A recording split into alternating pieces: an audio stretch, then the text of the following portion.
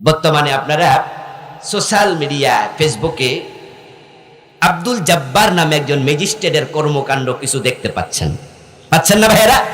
সবাই তো সচেতন মানুষ। বিভিন্ন ব্যবসা প্রতিষ্ঠানে যাইয়া উনি ভেজাল বিরোধ অভিযান চালাচ্ছে, সেখানে জরিমানা করতেছে। উনার একটি ছোট্ট বক্তৃতা আমি দেখলাম যে উনি বলছে যে আমি সরকারি চাকরি যখন আমার শেষ হয়ে যাবে, আমি অবসরে যাব, তখন আমিও প্ল্যান আছে একটা ব্যবসা করব, ছোট্টখাট্ট হলেও।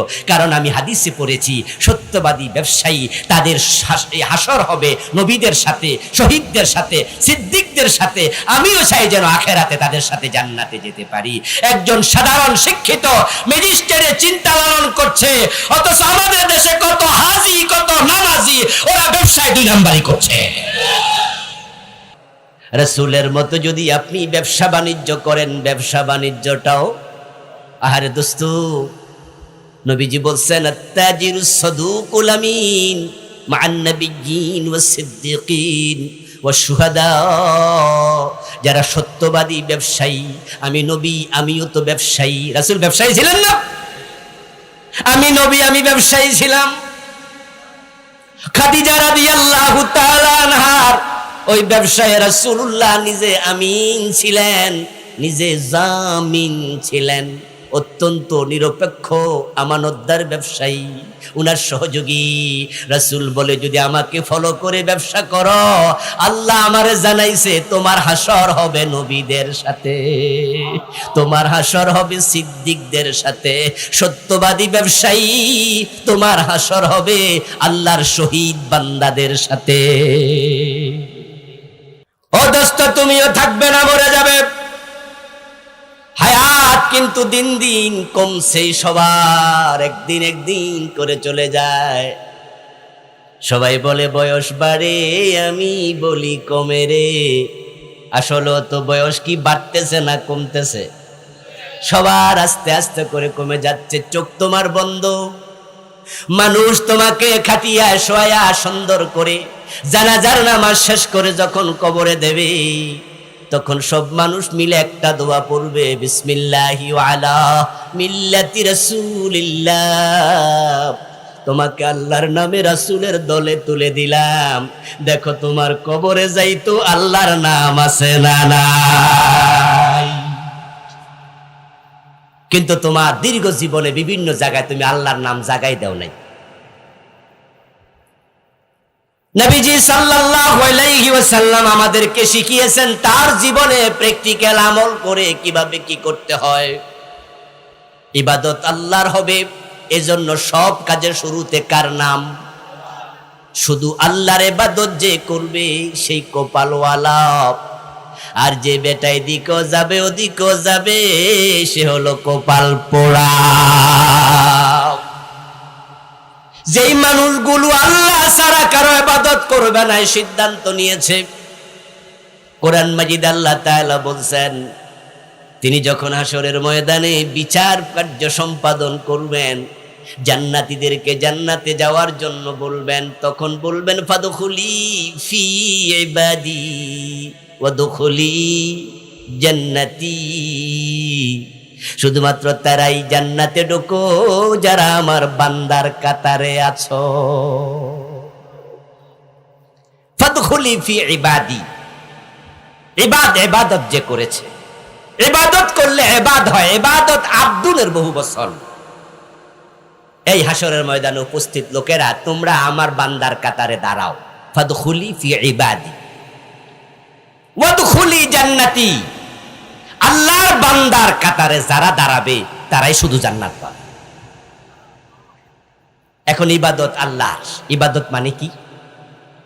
ইবাদত শব্দের বাংলা অর্থ হলো আনুগত্য, উপাসনা, চাকর চাকরি করা, কথা মেনে চলা, ডিউটি করা। যে ব্যক্তি আল্লাহর কথা মেনে চলে সেই আল্লাহর ইবাদত করে। আমাদের বাংলাদেশের মানুষ তো মনে করে নামাজ পড়া রোজা রাখার নাম ইবাদত। এই ভুল বুঝের কারণে নামাজও পড়ে, সুদেও টাকা লাগায়। নামাজি সুদ খায় এমন নামাজি লাকসামে নাই? 2-1 মাহফিলেও আছে।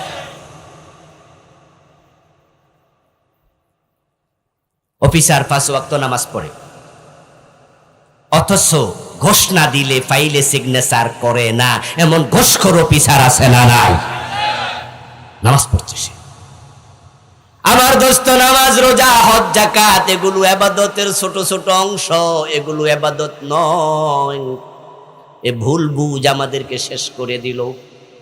ইবাদত শব্দের অর্থ হচ্ছে আনুগত্য করা, উপাসনা করা, অর্ডার মেনে চলা, ডিউটি করা, আদেশ নিষেধ জীবনে ধারণ করা, লালন করার নাম ইবাদত।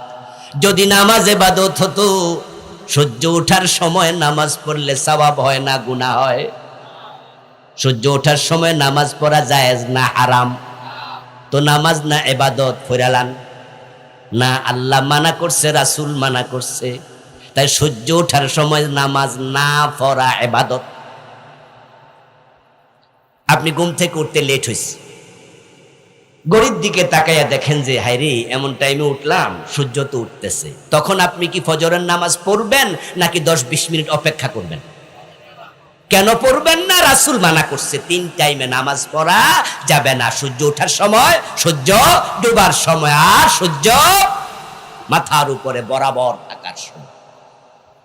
ওই টাইমে যদি কোনো ব্যক্তি নামাজ পড়ে তাহলে সওয়াব তো হবেই না, উল্টা কবিরা গুনাহ হবে। তো নামাজ যদি ইবাদত হতো, গুনাহ হবে কেন? ঈদের দিন রোজা রাখলে সওয়াব হয় না গুনাহ হয়? সগীরা না কবিরা? কারণ হচ্ছে রাসূল ঈদের দিন রোজা রাখতে।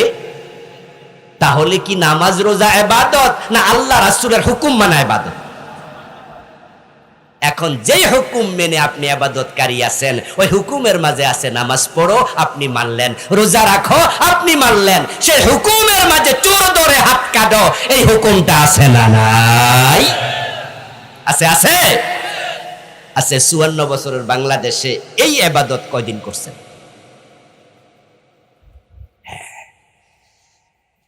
আফসোস। আমরা দেখি আমাদের অনেক দায়িত্বশীল অনেক নেতৃবর্গ, গতকালকে আমার মাহফিল ছিল সাতক্ষীরাতে, তো সেখানেও আমাদের এলাকার একজন নেতা, তিনি আমার আগে 2-3 মিনিট বক্তৃতা দিলেন। আমি আমার পাশে বসাতে ওনার প্রশংসা করেছি, মাশাআল্লাহ ভালো কথা বলেছেন। আপনাদের নেতারাও বক্তৃতা দিলে বলে, এই ভাইয়েরা ভালো হয়ে যান, হুজুরদের কথা শোনেন, নামাজ কালাম কইরেন, এটা কইরেন। আচ্ছা, এই যে আপনারা বলছেন এটা করবেন, এগুলো কিন্তু আপনার কথা না, এগুলো আল্লাহর কথা, রাসূলের কথা।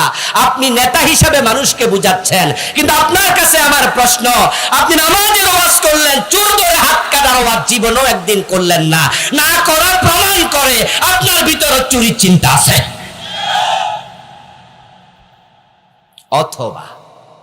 অথবা চুরির চিন্তা নাই, কিন্তু চোর ধরে হাত কাটার কথা বলেন না, কারণ চোরের সাথে আপনার আত্মীয়তা, ভালোবাসা আছে, যা আপনি ভাবছেন যে কথা কইলে হেরা আমার কথা সহ্য করবো না, আমার বিরুদ্ধে যাবে, এজন্য জাগা এটা থাকুক। অথচ নবীজি মুহাম্মদ সাল্লাল্লাহু আলাইহি ওয়াসাল্লামের কর্ম দেখেন, আমল দেখেন। মহিলা চোর ধরা পড়লো, রাসূল বললেন তার হাতটা কেটে দাও।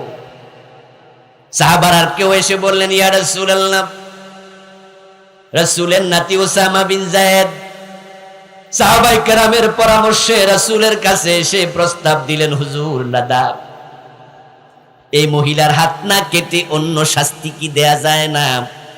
মেয়েটার বিয়ে হয় নাই, অবিবাহিতা নারী, হাত যদি কেটে দেন তাহলে তার এই খুঁতের কারণে, এই অপরাধে মানুষ জানবে যে সে চোর, তাই বিয়ে হওয়ার সম্ভাবনা নাই।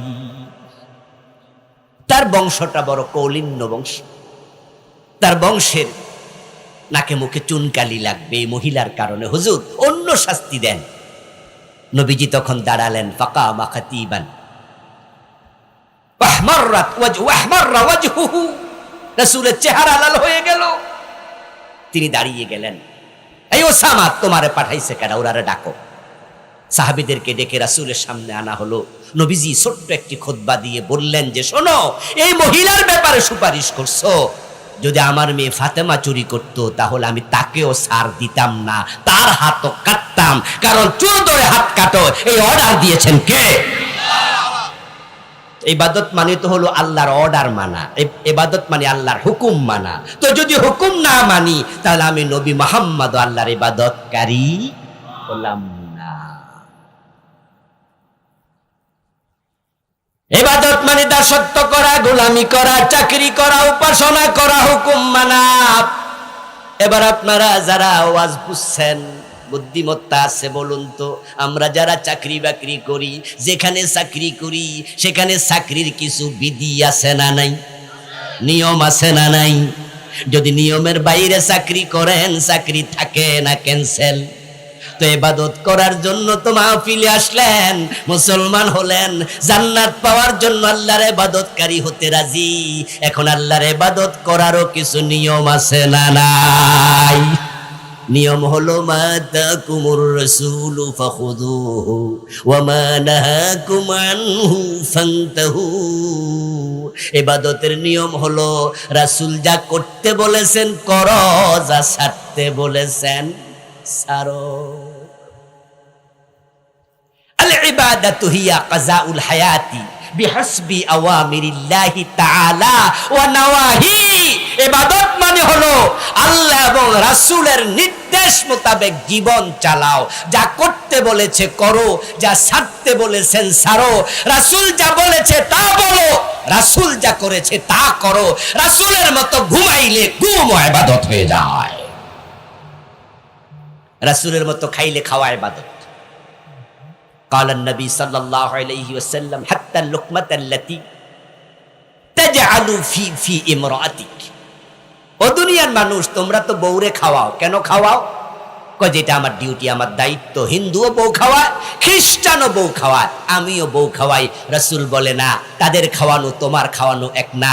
তুমি যদি আমি নবীর সুন্নাহ ফলো করে বউয়ের মুখে লোকমা তুলে দাও তাহলে প্রতি লোকমাতে আল্লাহ সাদাকার সওয়াব দেবে, এটা ইবাদত। যালিকাল কিতাবু লা রাইবা ফীহি হুদাল লিল মুত্তাকিন। এটাই হলো সেই কিতাব যার মাঝে কোনো সন্দেহ নাই, এবং যারাই মুত্তাকি হতে চায় আল্লাহ বলেন আমি এই কিতাবকে তাদের জন্য হেদায়াতকারী বানাইছি। হুদাল লিল মুত্তাকিন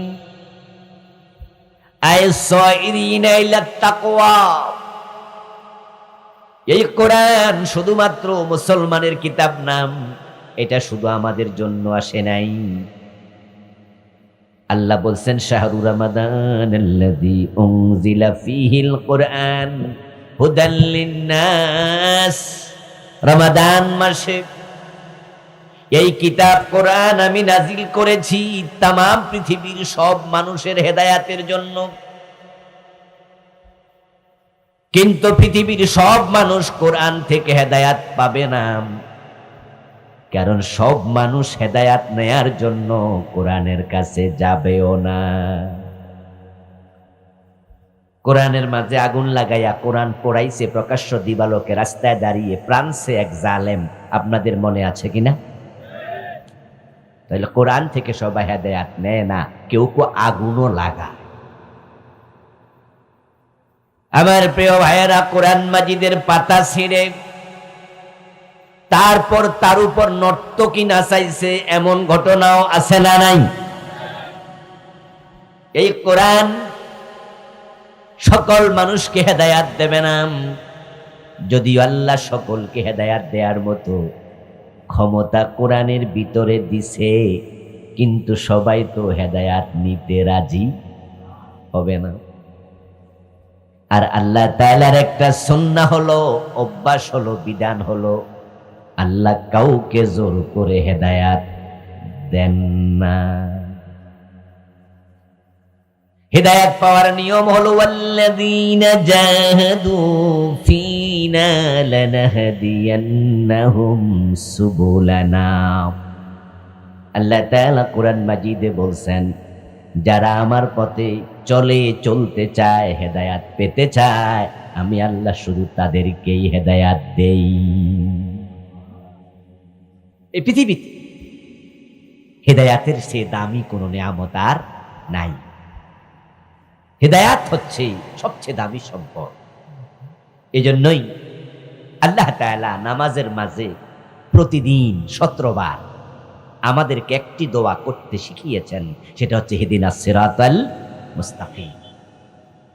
নামাজের মাঝে আমরা অন্য কোনো দোয়া করি না। নামাজের মাঝে দোয়া আছেই একটা সূরা ফাতিহাতে, সেটা হচ্ছে ইহদিনাস সিরাতাল, আল্লাহ আমাদেরকে হেদায়েত দাও। প্রিয় ভাইয়েরা আমার, হেদায়েত বড় দামি জিনিস। হেদায়েত মানে জান্নাতের পথ। যেই পথে যদি আপনি উঠতে পারেন তাহলে ওই পথ ধরে আপনি জান্নাতে পৌঁছে যাবেন। আর আমরা জানি জান্নাতের মতো দামি কোনো জায়গা নাই। রাসূলুল্লাহ বলেছেন, মাওদাউ শিবরিন ফিল জান্নাতি খায়রুম মিনাদ দুনিয়া ওয়া মা ফিহা। জান্নাত এত দামি জায়গা যার 1 বিঘত জমির মূল্য তামাম পৃথিবীর চেয়ে বেশি। হেদায়াত যে পায় সে জান্নাত পায়। হেদায়াত মানে জান্নাতের পথ। এত দামি জান্নাত আল্লাহ কি জোর কইরা মানুষের দিব? মোটেও না। এটা পাওয়ার জন্য কাঙ্গাল হওয়া লাগে। দুনিয়ার সকল মানুষ জান্নাত পাওয়ার জন্য, হেদায়াত পাওয়ার জন্য কোরআনের কাছে যাবে না। আর আল্লাহ জোর করে হেদায়াত দেয় না, বরং হেদায়াত পাওয়ার জন্য আল্লাহর কাছে প্রার্থনা করা লাগে, চেষ্টা করা লাগে। আর আল্লাহ তাআলা রহমান, তিনি রহিম। তাই যারাই হেদায়াত পেতে চায় আল্লাহ তাদেরকে হেদায়াত দিয়ে দেয়। প্রিয় ভাইয়েরা, আল্লাহর জান্নাতে যাওয়ার জন্য কোরআনের কাছে আসতে হয়। তা আপনারা আলহামদুলিল্লাহ আজকে তাফসীর মাহফিলে এসেছেন, যে আল্লাহ তাআলা আমাদেরকে কোরআনের মাহফিলে আসার সুযোগ দিলেন, বসার সুযোগ দিলেন। আমরা সে আল্লাহকে শুরুতে কৃতজ্ঞতা জানাই, শুকরিয়া জানাই। সবাই মিলে একবার জোরে জোরে কালিমাতুশ শুকর করি, আলহামদুলিল্লাহ। প্রিয় দিনী ভাইরা, কোরআন হচ্ছে দামি কিতাব। এই কিতাবের সান্নিধ্যে, সংস্পর্শে যারাই যায় তাদের দামও আল্লাহ নিজে বাড়াইয়া দেয়। যেই জাতি, যেই ব্যক্তি আল্লাহর কোরআন পড়ে, আল্লাহর সাথে তার এতটাই সম্পর্ক হয়। নবীজি বলেছেন, ইন্নাল মালাইকাতা লাতাদউ ওয়াজনিহাতাহা রিদাল লিতালিবিল ইলম। কোরআন শিখার জন্য, হাদিস শিখার জন্য কোন মানুষ যখন তালেব হয়, সে প্রার্থিত হয়, সে চায়, চেষ্টা করে কোরআন শিখার মজলিসে যায়, আল্লাহর ফেরেশতারা তার পায়ের নিচে নিজের পাখা বিছিয়ে দেয়। আর যখন কেউ এটা শিখে ফেলে, কথা কিন্তু বুঝবেন, আমরা তো মনে করি তালিবুল ইলম মানে মাদ্রাসার ছাত্র। ও দোস্ত, তালিবুল ইলম মাদ্রাসার ছাত্র এটা ঠিক, কিন্তু শুধু মাদ্রাসার ছাত্র নয়। আজকের মাহফিলে যারা ইলম শিখতে এসেছেন তারাও তালিবুল ইলম। তালেব মানে প্রার্থনাকারী, তালেব মানে অনুসন্ধানকারী, ইলম মানে ইলম, কোরআন হাদিসের ইলম। তো তালিবুল ইলম মানে হচ্ছে যে কোরআন হাদিসের ইলম খোঁজে, অনুসন্ধান করে, শিখতে চায়। তাহলে এখানে কি বলছে মাদ্রাসা ছাত্রের কথা? তবে হ্যাঁ, আমাদের দেশে শিক্ষা ব্যবস্থা দুটা। একটা হলো মাদ্রাসা শিক্ষা ব্যবস্থা, আর একটা জেনারেল শিক্ষা ব্যবস্থা। আমাদের দেশে যে প্রাইমারি স্কুল আছে, হাই স্কুল আছে, কলেজ আছে, বিশ্ববিদ্যালয় আছে, এই প্রাইমারি হাই স্কুলে আমাদের বাচ্চাদেরকে আমরা কেউ কি মাওলানা হওয়ার জন্য, হুজুর হওয়ার জন্য, কোরআন হাদিসের আলেম হওয়ার জন্য ভর্তি করাই? আর যে মাদ্রাসাগুলো আছে সেখানে আমরা কেউ কি আমাদের সন্তানদেরকে প্রফেসর হওয়ার জন্য, জেনারেল টিচার হওয়ার জন্য ভর্তি করাই? মাদ্রাসাতে যারাই ভর্তি করাই, আমরা সবাই মনে করি আমার পোলাটা আলেম হোক। এই জন্যই তালেবুল ইলম বলতে মাদ্রাসা ছাত্রদেরকে বেশি বুঝায়। কিন্তু আপনারা যারা আজকের মাহফিলে এসেছেন, আসার সময় মনে মনে আপনার এরকম একটা ইরাদা ছিল যে আমিও আজকে কোরআন এবং হাদিস থেকে কিছু আলোচনা শিখবো, শুনবো, অনুসন্ধানকারী। আজকে আপনার পায়ের নিচে ফেরেশতা পাখা বিছিয়েছে, কোনো সন্দেহ নাই, আপনিও তালেবুল ইলম। আর মানুষ যখন কোরআন শিখে ফেলে, قال رسول الله صلى الله عليه وسلم الماهر بالقرآن مع السفرة الكرام البررة। যখন কোন ব্যক্তি কোরআনের পণ্ডিত হয়, আলেম হয়, আপনি আয়াত পড়লে অর্থ বোঝেন, শুধু অর্থ না, আল্লাহ তাআলা এখানে কি বুঝাতে চেয়েছেন আপনি ব্যাখ্যাও বোঝেন, মাসআলাও বোঝেন। আপনি যখন কোরআনের পণ্ডিত, হাদিসের পণ্ডিত হয়ে যান, নবীজি বলেন তার পায়ের নিচে পাখা বিছায় ফেরেশতারা, আর তা নয়, মাসাফারাতিল কিরামিল বারারা, তার সম্মান আল্লাহ এত বাড়ায়া দেন, আল্লাহর নৈকট্য প্রাপ্ত ফেরেশতাদের সম্মান যত বেশি।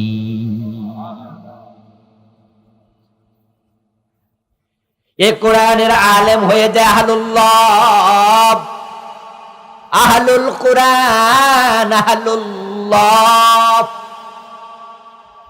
যারা নিয়মিত কোরআন পড়ে, হাদিস পড়ে, মানুষের কোরআনের পথে ডাকে, হাদিসের পথে ডাকে, নিজে সারাক্ষণ কোরআন হাদিসের চর্চা করে, কোরআন হাদিস মেনে চলে, রাসূলুল্লাহ বলেছেন তারা আল্লাহর পরিবারের সদস্য হয়ে যায়। আহলুল কোরআন হুম আহলুল্লাহ, তারা আল্লাহর পরিবারের সদস্য হয়ে যায়। আচ্ছা, আমরা এখানে যারা আছি আমাদের সবার কি পরিবার আছে না? কথা বলেন, কথা বলেন না, আছে না? আছে না? আচ্ছা, আপনারা যদি আমি প্রশ্ন করি আপনার পরিবারের সদস্য কত, তা আপনি বলবেন যে হুজুর আমার 3টা ছেলে আছে, 2টা মেয়ে আছে, মা বাবা আছে, আমরা মোট 7 জন, মোট 8 জন। অথবা কেউজন এক এক রকম বলবেন, কেউ 10 জন, কেউ 12 জন, কেউ 3 জন, কেউ 5 জন, বলবেন না এরকম? আচ্ছা, আপনার এলাকা যত লোক আছে সব পরিবারের সদস্য? কিরে রাঙ্গলকোটের ভাইয়েরা কথা কি বোঝে না নাকি? ও লাকসাম। আচ্ছা, আপনার এলাকায় যত লোক সবাই পরিবারের সদস্য? আমরা খেয়াল করেন, পরিবারের সদস্য বলতে আমরা বুঝি আমার ছেলে, মেয়ে, ভাই, বোন, বাবা, মা, একবারে নিজের সার্কেল। এবার আপনার সন্তান, আপনার মা, আপনার বাবা, আপনার বোন, আপনার স্ত্রী, তারা যদি কখনো কোনো বিপদে পড়ে, নিজের বিপদ যেমন আপনার ছেলের বিপদও আপনার কাছে মনে হয় তেমন। আপনার কাছে যদি ফোনে খবর যায় যে আপনার ছেলে তো অসুস্থ, হাসপাতালে নিতে হবে, আপনি লাকসাম বাজারে আছেন, আপনি সাথে সাথে বলবেন যে কি সমস্যা, এখনই হাসপাতালে আনো। আর আপনার মাথায় ঢুকবে যে টাকা পয়সা তো পকেটে রাখতে হবে, যদি হাসপাতালে নিলে সিজার লাগে, ডাক্তার যদি বলে যে এখনই অপারেশন লাগবে, আপনার মাথায় হবে তাকে বাঁচানোর জন্য যা করা দরকার, প্রয়োজনে জায়গা জমিন বিক্রি করবেন, ঠিক না? হাওলাত বরাত যা লাগে, যা লাগে। এটা আপনার পরিবারের লোক হওয়ার কারণে। আচ্ছা, এবার বলুন তো, যদি আপনার পাশের গ্রামের কেউ অথবা পাশের বাড়ির কেউ এরকম বিপদে পড়ে, আপনি কি হেরে বাঁচানোর জন্য জমি বেচবেন? এত পাগল হইবেন? হবেন না। দেখেন, পৃথিবীতে মানুষের অভাব নাই, বর্তমানে প্রায় 800 কোটি, কিন্তু সবাইকে আল্লাহ রাসূল আল্লাহর পরিবারের সদস্য বলে নাই। আহলুল কোরআন হুম আহলুল্লাহ, যারা আল্লাহর কোরআনওয়ালা হয়, কোরআনের দিকে যায়, কোরআনের কাছে যায়, কোরআনে কি আছে, হাদিসে কি আছে, এটা মানার জন্য পাগল পারা থাকে। রাসূল বলেন তারা আল্লাহর পরিবারের সদস্য হয়ে যায়। এই লোকগুলো যখন কোনো বিপদে পড়ে, তাদেরকে বাঁচানোর জন্য আল্লাহ নিজে পাগল পারা হয়ে যায়। নবীজি সাল্লাল্লাহু আলাইহি ওয়াসাল্লাম বলেন, ইন্নাল্লাহা ওয়া মালাইকাতাহু, নিশ্চয় আল্লাহ এবং তার ফেরেশতারা, হাত্তাল হুত, ইবেন কি মাছগুলো, হাত্তান নামলা ফি জহরিহা, ইবেন গর্তের পিপিলিকাগুলো, ইস্তাগফিরুন, যারা আল্লাহর কোরআনের আলেম হয়, আহলুল্লাহ হয়, তারা কোনো গুনাহ করলে তাদের সবাই মিলে আল্লাহর কাছে ক্ষমা চাইতে শুরু করে।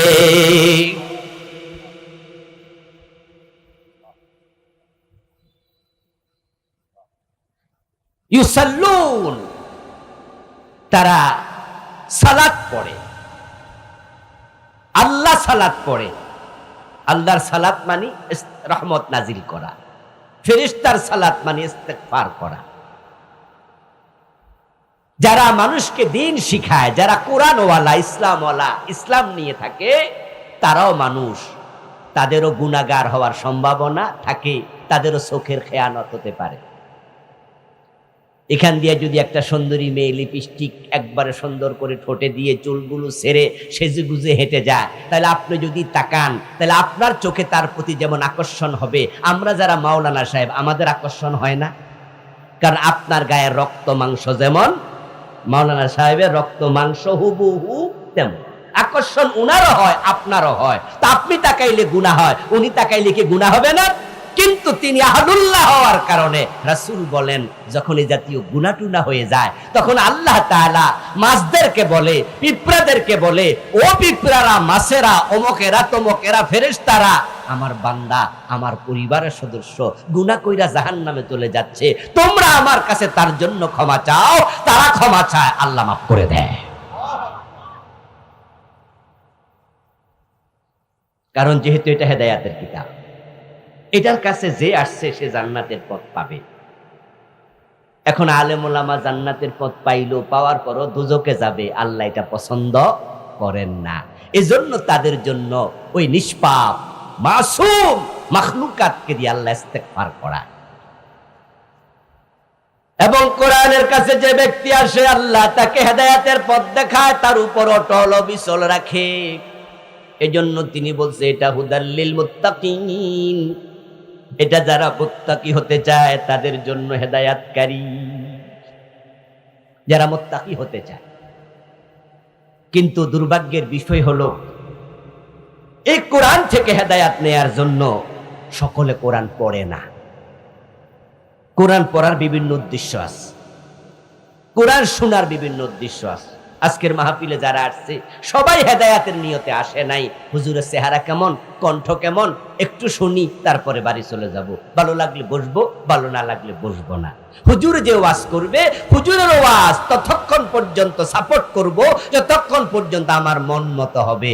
যখন মনের বিপরীত হয়, হুজুরের কোরআন হাদিসের ওয়াজ হওয়ার মজা লাগে না। অসংখ্য শ্রোতা আছে। আমি যদি আপনাদের কাছে এখন জিকিরের পক্ষে ওয়াজ করি, সবাই বলবে ঠিক ওয়াজ, জিকির দারুণ জিনিস।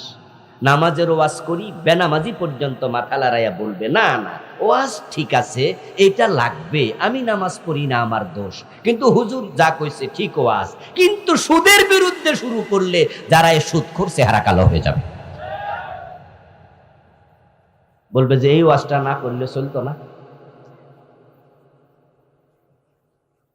যেই মাত্র আমি বলবো যে জমিন যার, আইন চলবে শুধু তার, আল্লাহর কোরআন ছাড়া বাংলাদেশের ডক্টর কামালের সংবিধান দিয়ে দেশ চলতে পারে না, তখনই যারা কোরআনের সংবিধান, কোরআনের আইন মানতে রাজি না, তাদের অন্তর বলবে হুজুর রাজনীতির ওয়াজ করে, এটাই ভালো লাগে। এ কোরআন থেকে সকলে হেদায়েত নিতে আসবে না, সবার সৌভাগ্য নাই। এই জন্য তারা হেদায়েত থেকে বঞ্চিত হবে। আল্লাহর সুন্নাহ হলো, অভ্যাস হলো, আল্লাহ কাউকে জোর করে হেদায়েত দেন না। তো আজকের মাহফিলে আমরা যতক্ষণ কথা শুনব, কোরআন এবং হাদিসে যা আছে, আলেম ওলামাদের মুখ থেকে যদি দলিল ভিত্তিক কথা হয়, তাহলে নিজের বিরুদ্ধে গেলেও মানতে রাজি থাকবো।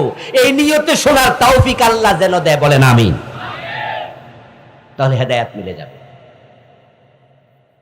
তেলাওয়াতকৃত আয়াতে দুটি মেসেজ। এক নাম্বার, ওয়াকাদা রাব্বুকা আল্লা তা'বুদু ইল্লা ইয়্যাহ।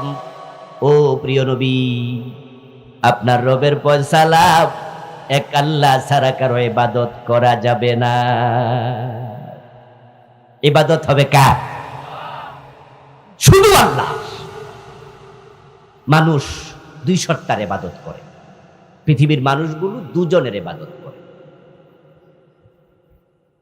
কোরআনে আল্লাহ তাআলা বলছে, আল্লাহ তা'বুদুশ শায়তান, তোমরা শয়তানের ইবাদত করো না। এই শব্দ দ্বারা বোঝা যায় শয়তানের ইবাদত করে এমন মানুষও আছে। আল্লাহ তা'বুদুশ শাইতান ইন্নাহু লাকুম আদুউম মুবিন। তোমরা শয়তানের ইবাদত করিও না। তাহলে কার ইবাদত করো? এবার বলছে আনিবুদুনি হাযা সিরাতুম মুস্তাকিম। তোমরা শুধু আমি আল্লাহর ইবাদত করো। একদল মানুষ তারা আল্লাহর ইবাদত করে, আরেক দল মানুষ তারা শয়তানের ইবাদত করে, আরেক দল মানুষ তারা আল্লাহর ইবাদত করে, শয়তানের ইবাদত। যত হিন্দু আছে, বৌদ্ধ আছে, ইহুদি আছে, খ্রিস্টান আছে, নাস্তিক আছে, তারা সবগুলো হচ্ছে শয়তানের বান্দা, শয়তানের ইবাদতকারী। আর যত খাঁটি মুমিন মুসলিম জান্নাতি মানুষ আছে, সবগুলো শুধু আল্লাহর ইবাদতকারী। আর যারা দুই দিকে হাত রাখে, এদিকেও আছে ওদিকেও আছে, ইদা লাকুল্লাযীনা আমানু ক্বালু আমান্না ওয়া ইদা খালাউ ইলা শায়াতিনহিম ক্বালু ইন্না মাকুম।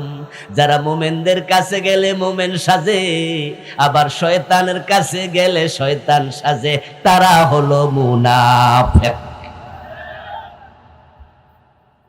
এই হলো তৃতীয় গ্রুপ। এখন এটা বানাইয়া ছাড়ছে, যেই দলের মিছিলে মিটিংয়ে নারায়ে তাকবীর আল্লাহু আকবার এটা বলার কোনো সুযোগ।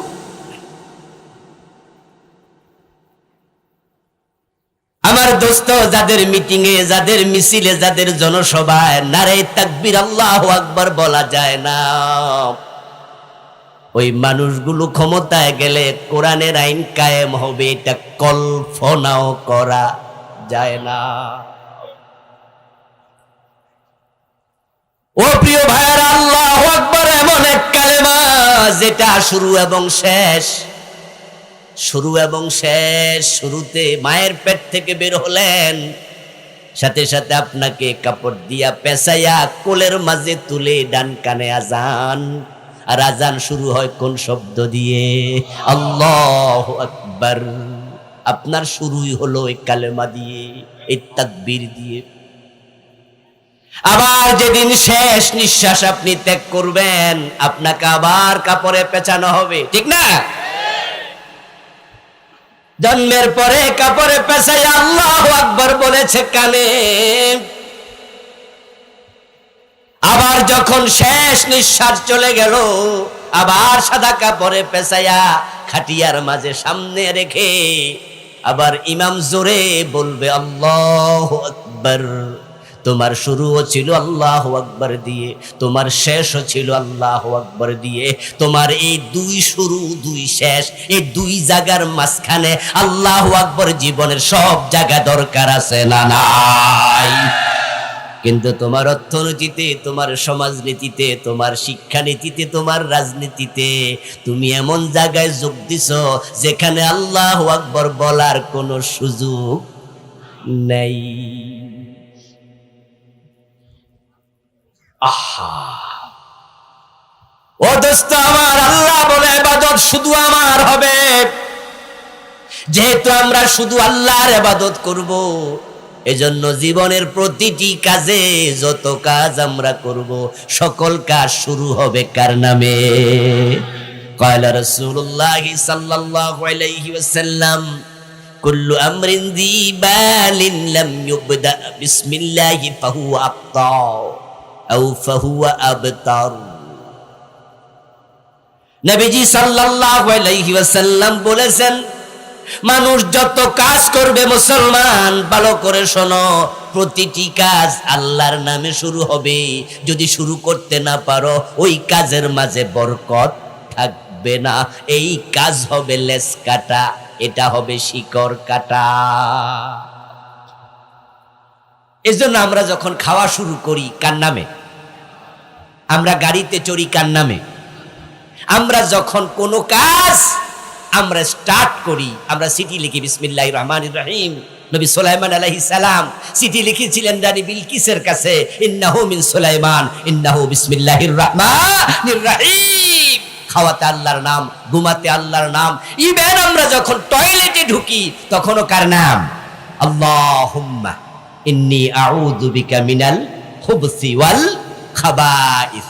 আমরা যখন ঘুমাই তখনও বলি আল্লাহুম্মা বিসমিকা আমুতু ওয়া আহইয়া। স্বামী যখন স্ত্রীর বিছানায় যায়, সঙ্গ নেয়, তখনও দোয়া করে আল্লাহুম্মা জান্নিবনা শায়তান ওয়া জান্নিবিশ শায়তানা মিম্মা রাযাকতানা।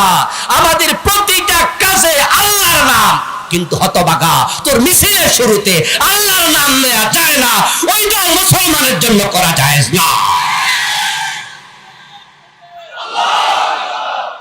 কিন্তু তুমি সেটা করতে করতে বুড়া হয়ে গেছো, কদিন পর মরে যাবে।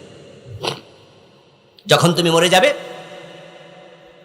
আমি আমার আলোচনা শুরুতে বলেছি যে আপনার ওয়াজ হুজুর থেকে ততক্ষণ নেবেন যতক্ষণ আপনার মন মতো হবে। যখনই আপনার মন মতো হবে না, আর মজা লাগবে না, এমন হলে কপালে হেদায়াত জুটবে না। আত্মসমালোচনা করুন। এই হুজুর কি হুজুরের বাপ দাদার কথা কইতেছে? কার নাম নিতে বলি? জোরে বলেন, কার নাম নিতে বলি? তো তুমি কেন দাবি করো না যে আমার দল আমি করব, অসুবিধা নাই, কিন্তু ওই দল করবো না সেই দলে আল্লাহর নাম নেওয়া যায় না।